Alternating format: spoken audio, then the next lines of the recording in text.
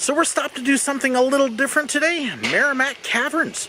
I've been here, Amber has not, so we're going to have some fun, try and catch a cave tour.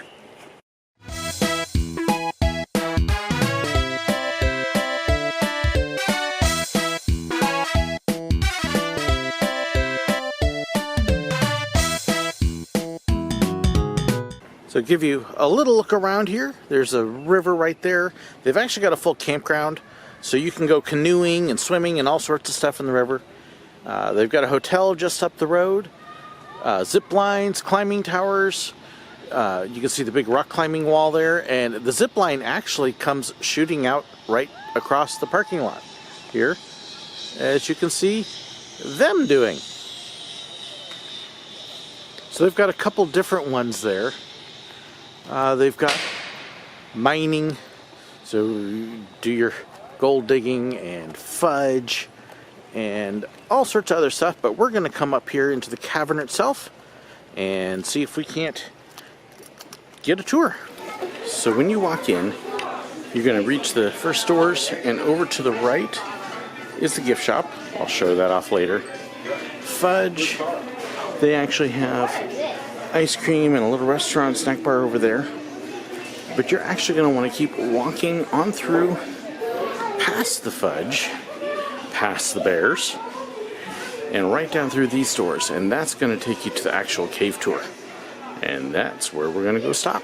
So here's a look at your actual cave entrance. Yes, you come inside the cave to come in the cave. Kind of cool.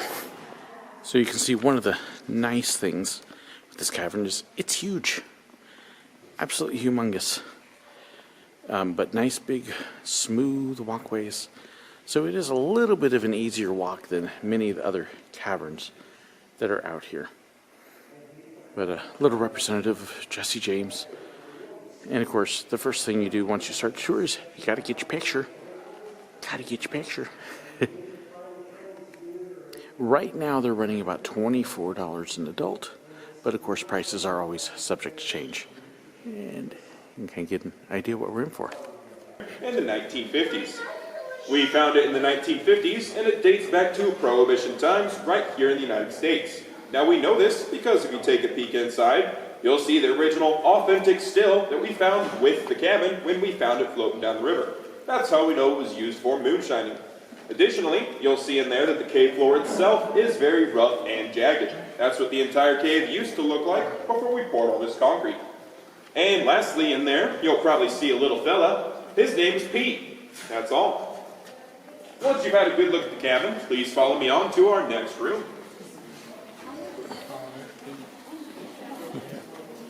From square dances, parties, weddings, and feasts, they even had a cat show and a bodybuilding contest in here at some point.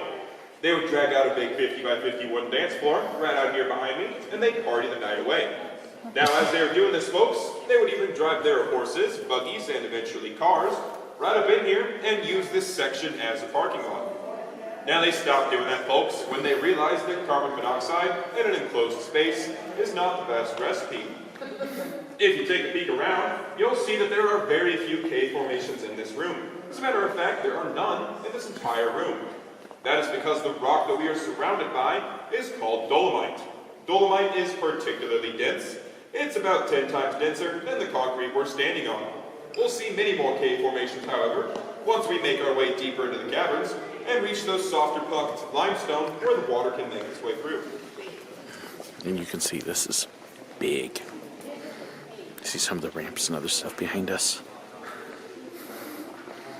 And now, as we make our way forward, folks, if I could have you gather over on this metal hand railing here, we'll discuss our next little nifty object. Now, folks, I know that the large metal ball is shiny and distracting, but we're going to do our best to ignore it for just a few moments and talk about the room that we're in. Now, this room here is called our Civil War gunpowder room. The reason it gets its name is because from 1862 to 1864, Union forces occupied this part of the cave during the Civil War and used it for the production of gunpowder. They were down here scraping crystallized saltpeter off the walls. If you don't know what that is, that actually comes from bat poop. Now, as you probably know, during the Civil War, Missouri was a particularly divided state. The Confederates did not like the Union was down here using this part of the cave to make their gunpowder.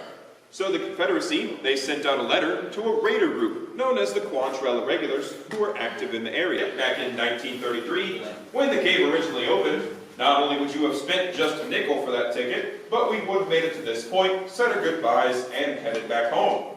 That is because no more of the cave was discovered until 1936. Now originally, folks, up here, this was a large rock wall about 3 feet thick. The only opening was a small coffee cup-sized hole right up here in the upper right-hand corner. Now Lester Dill, that's the original owner of the cave, he was wandering around one night when he noticed that small gap in the rocks up there.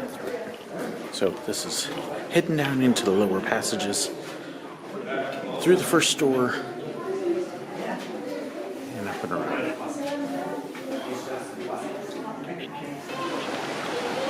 So as we stand here in the dark, you can hear the river. And it looks like folks, as I said, when they swam through, they found a small clay embankment with an anvil-shaped rock on it, layered with 26 various rusted artifacts. We like to refer to this rock here as Loot Rock. Now, folks, of the original 26 artifacts, 4 of them still remain with us today. We've got one of the original strong boxes, a lantern they would use to explore in their time, and 2 rusted-out gun barrels. The rest are off in museums to be preserved. Now, folks, as I mentioned, these artifacts date back to a train robbery which occurred in 1874. This is often cited as one of the first, if not the first, train robbery in recorded history. They were part of a payroll shipment destined for the Denver, Missouri Mining Company. However, this shipment never arrived, as it was liberated by our beloved rascals, Frankie and Jesse, as it made its way through Gans Hill, Missouri. Once they had a good look at the rock, come on down and take a look at our river. I promise you, it's very rivery. Very rivery. Yeah, a couple days in the dark. And then this is their anvil-shaped rock.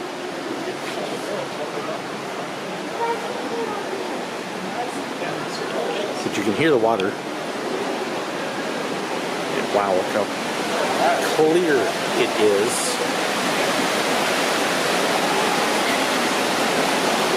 So Jesse James escape route. And you can see going back that way. Now, folks, I'm sure by now that you've probably heard that water. Boy, all that rain. Hey, looks like they got a little bit of flood and mud too. Don't know if you can see that or not. And then my daughter is picking on me, trying to say that I'm shorter than I am. He's not 5'7". I'm 5'7". She can't count. Let's see how well we can show this.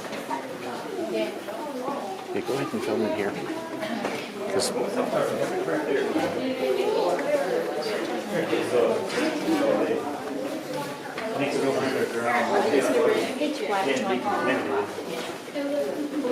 Once again, as we make our way forward, on your left, you'll be able to see one of those softer pockets of limestone where the cave formations are able to poke their way through.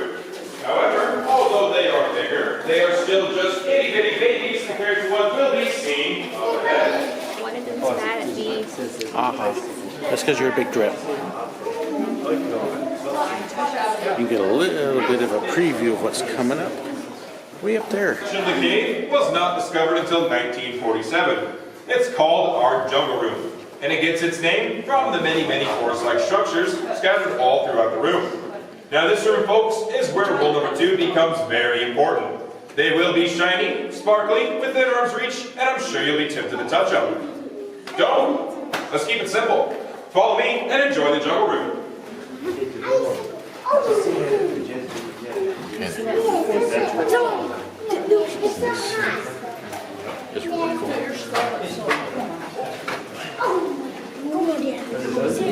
There's plastic to try to keep people from touching what they shouldn't. Very cool. Switch briefly cameras, just because my phone will illuminate this even better. Just want you to get an idea of just how pretty it is. Yeah, this is a neat room.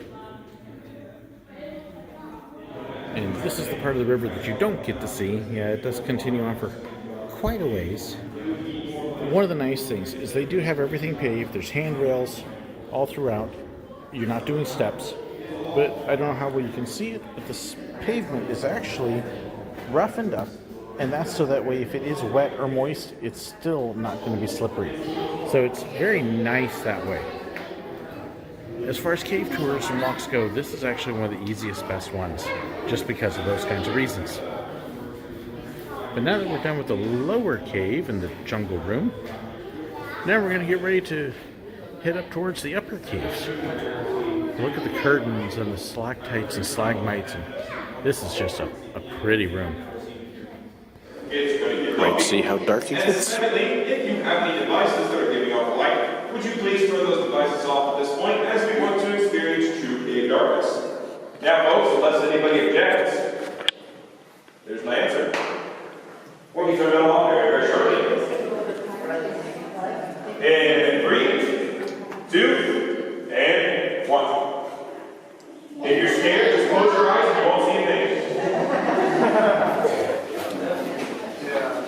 So you got attacked by drippy water? It landed on my shoe and it went into my shoe and now it's on my foot. Oh, is your foot cold? Yeah. Is you going to fall off? Yeah. So then you'll be footless. And then I'll Footless, footless. check off. Check off your, yeah. But that didn't quite work, did it? Now this was discovered by accident when the lights were first installed, as I mentioned.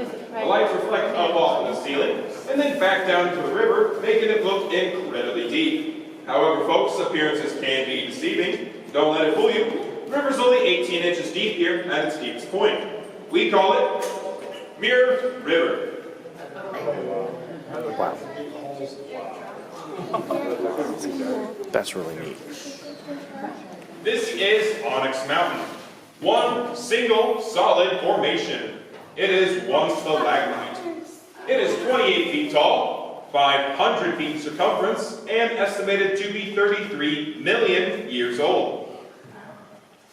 Now it's actually grown so tall, folks, that over on this side, it's cut off its own natural water supply up top, rendering this entire half of the formation what we call inactive or dead. Another way you can tell is the thick reddish-brown coating of iron oxide surrounding the formation. That you probably know as rust. Now folks, this here is our living or active side of Onyx Mountain. You can tell it's still active because of the water that's cascading down it, depositing the minerals that it still needs for growth. There are 3 easily identifiable minerals that make up Onyx Mountain. You've got all this blank, which is most common. That is calcium or calcite. Then over here, you've got the Other side of Onyx Mountain. And you can see how pretty it is. Now, folks, I'm sure you're looking at this and thinking, well, this is very pretty, but it's plain old boring white light really underground.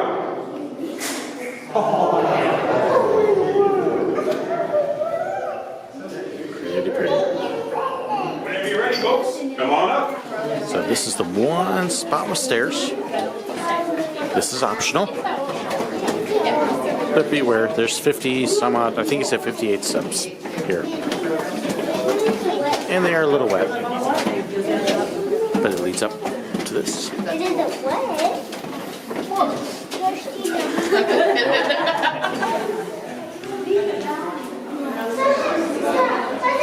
So this is apparently one of 2 in the world. The other one being in Sicily. A Ragonite formation, apparently. But very cool. But the walk up to this wine room is absolutely worth it. As you can see the little rows along the wall, that's your grape formations. And then just some of the other curtains and stalactites and stalagmites and everything that you can pass are just really pretty. And yes, you get close and personal to some of it. And on your way down into the theater, you see even more of the formations. And this is ultimately where you're coming. This is right down here. And what they do here is really cool. Now this is one of the most unique formations in our entire cavern system. It is called a Flowstone Formation, formed by a slowly petrifying waterfall over the course of 77 million years.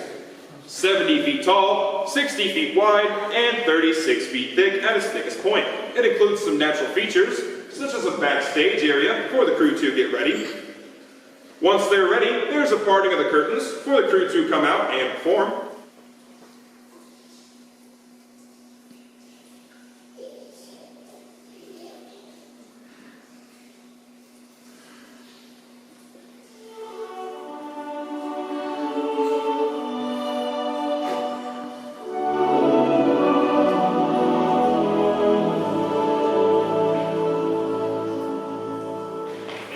So that's a look at the cave tour, and then of course when you get done, then it's off to the gift shop, pick up your souvenir photo, get your fudge, get some snacks. Amber's already looking at fudge. Lemon meringue fudge. Are you gonna get fudge? She's gotta get her fudge. Sweet tooth. But I'll show you around the gift shop a little bit here, because they do have some really neat things in here, including like the rock formations, which are really good if you like amethysts and geodes and all sorts of other stuff like this. Crystals, Civil War hats, and all sorts of other things. Yes, t-shirts, magnets, pencils, hats, plush. Great place to spend your money. So there's a look at Meramec Caverns for you. And of course there's a lot more to do here than just the cave. You've got the zip lines and climbing facilities. In fact, if you come out here, you notice they've got riverboat cruises. There's a whole campground down here and all sorts of other stuff. It's easy to spend a day here doing this. So if you're driving through Missouri, it's well worth the stop. You can see huge caves. It's a pretty easy walk. And so, yeah, great time to stop here. So come check it out. Thank you so much for joining me on the trip. Thank you to my financial supporters, my patrons, and my YouTube members for making this possible. Thanks so much, and God bless.